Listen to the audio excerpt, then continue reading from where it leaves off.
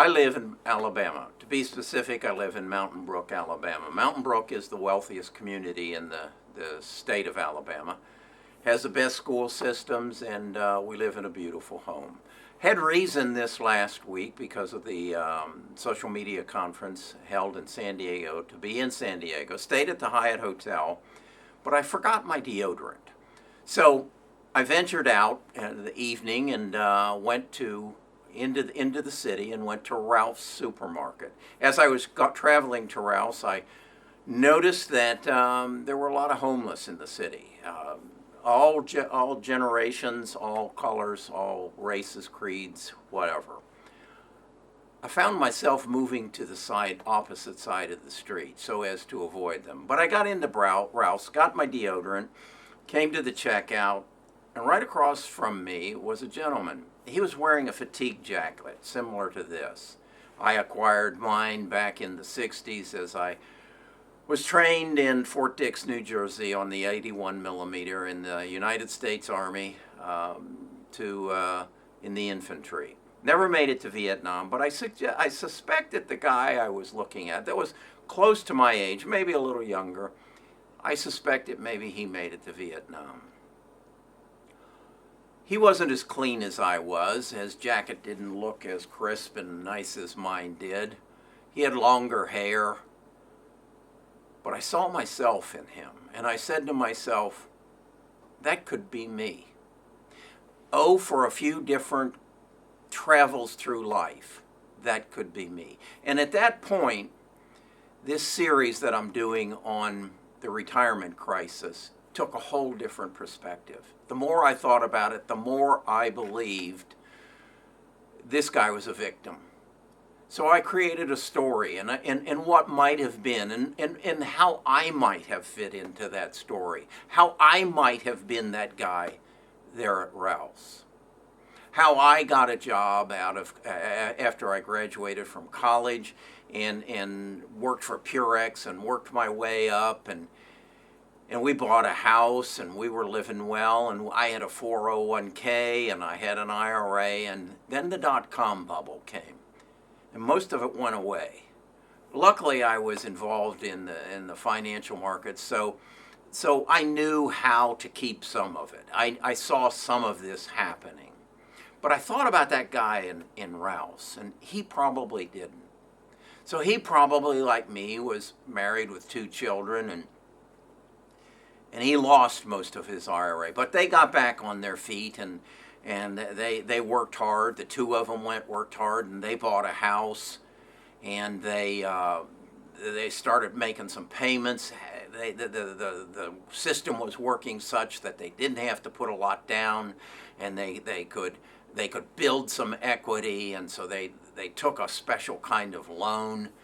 And then in '08, he lost his home. He lost his job. He lost his marriage. He lost his family.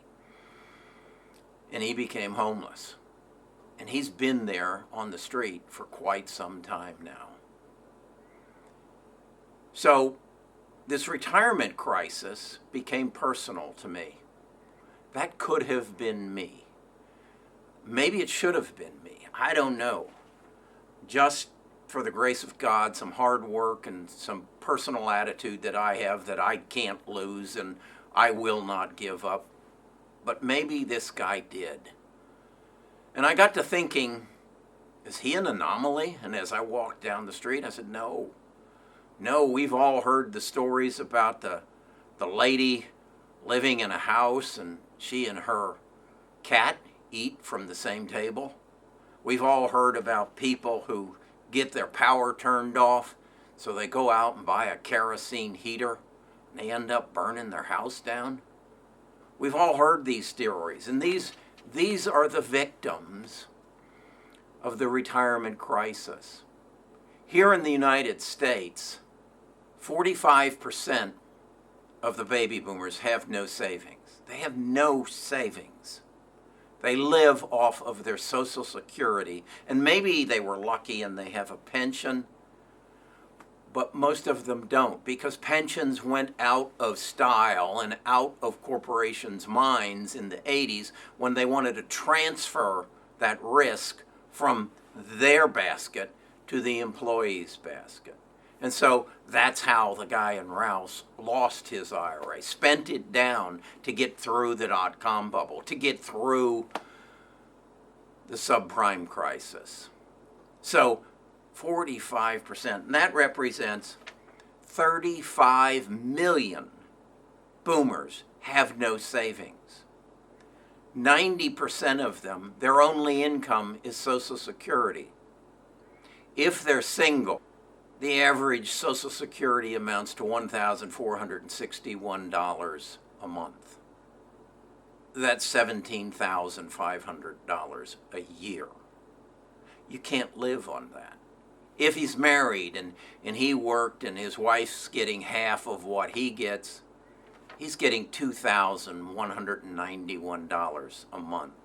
That works out to be $26,298 a year. It takes the average 65-year-old in the United States $45,000 a year to live. The average, not the average boomer, the medium boomer, when you take the 1%ers out that have millions of dollars and have no financial worries whatsoever, the median boomer has a net worth of $80,000. $50,000 of it is in the equity in their home. So they have maybe a $30,000 savings. Well, if it takes them $45,000 to live and they have $25,000 in Social Security, and that's 90% of their income, they have a $20,000 shortage.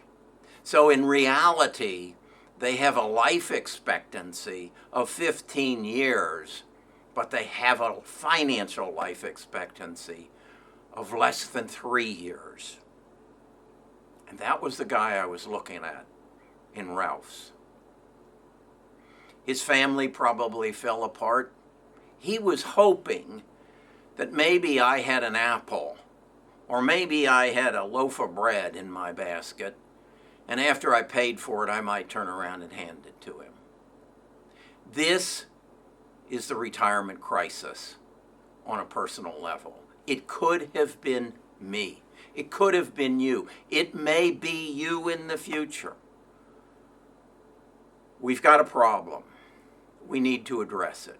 These people are victims of our system. Now, do we want Bernie Sanders? I don't think so. I think that would take the drive and the energy out of our society. But this is what the true retirement crisis is all about. The other side of the crisis is that we don't have anything in place to stop this. In fact, we are making it worse. To the other 55% of the boomers who we've made pension promises to, we have pension, state, federal obligations, we don't have the money to pay them. So we will print more money. We will put our great-grandchildren further and further in debt. To all of the baby boomers, and then the Generation X's following them, we have a Social Security crisis. We don't have the funds to fulfill our obligations. But yet we will print more money. The other side of it I got to thinking about is my wife's parents, Virgil and Pauline. They passed away a number of years ago, but in their retirement, they had all their money in CDs. And they were making somewhere between 5 and 7% on their CDs. Today, that's not an option. Today, the 10-year Treasury is down to 0.95, less than 1%. So a CD is paying less than 1%. So these people who do have some funds are put in a position where they have to chase return. They can't use CDs to supplement their Social Security and maybe their small pension check. They have to chase returns. They have to compete with the algorithms of the hedge funds who are moving this market up and down.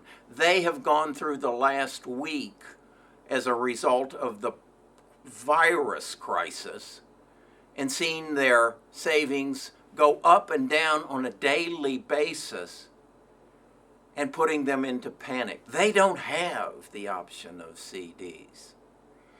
So I don't think the powers that be have ever been in Ralph's. I don't think they have ever looked at this man that was my age, that could have been me, with messed up hair, at least mine is washed, that gave part of his life to his country, and then the cards that he was dealt are just not what he thought it was going to be. We need to rethink this.